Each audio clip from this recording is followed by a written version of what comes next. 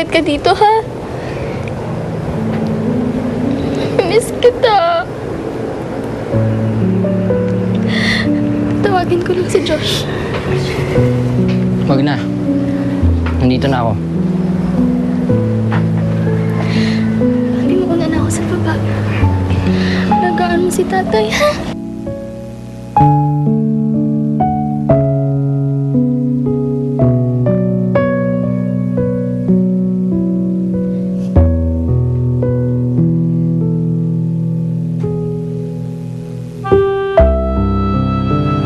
Hindi ka ba sasama ng Manila?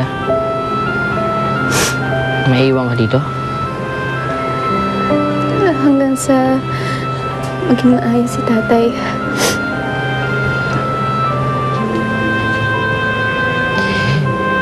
Hindi naman sa selfish ako, Bambi. Paano ako? Josh, sana maintindihan mo naman ako. Kailangan ako ng tatay ko eh. Hindi ko siya kayang iwan.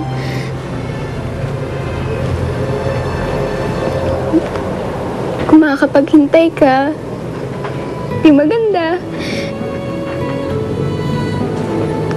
Kung hindi, okay lang sa akin.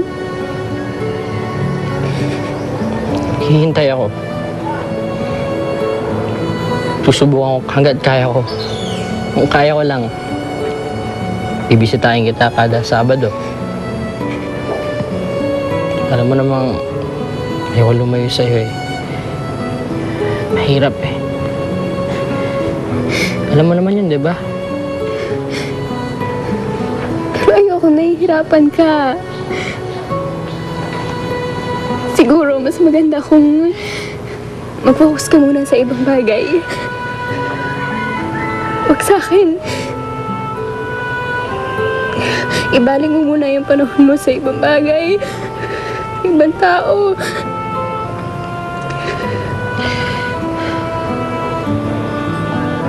Sige. Yun ang gusto mo eh. Pero may miss kita. May miss ko yung kulitan natin. Nag-aasaran tayo. Yung mukha mo kapag naaasar ka na. Yung bilog na mata mo kapag humingiti ka.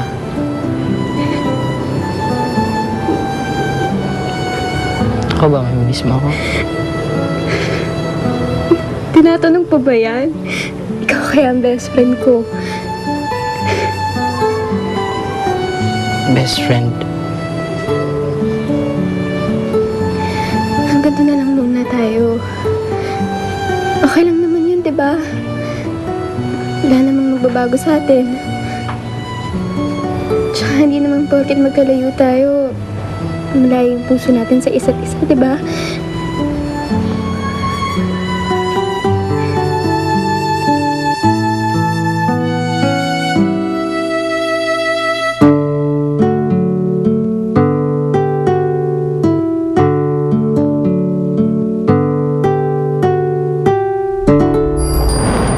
Alam mo kung sinong magaling.